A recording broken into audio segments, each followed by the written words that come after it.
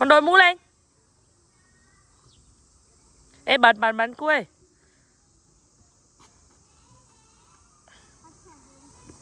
Rồi lại đánh đuôi kìa. Cha, cabocha.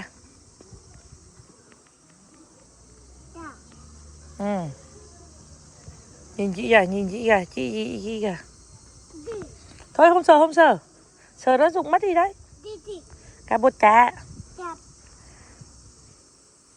Kìa lại đánh đu dây kìa. Không được sờ, ngứa đấy, về ngứa tay đấy.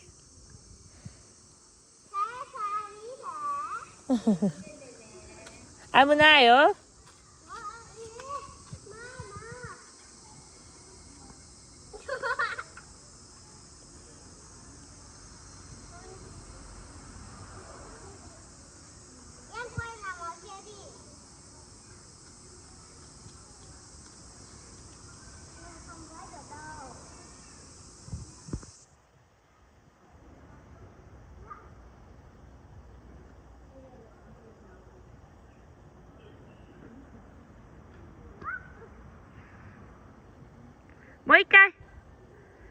Mấy cây.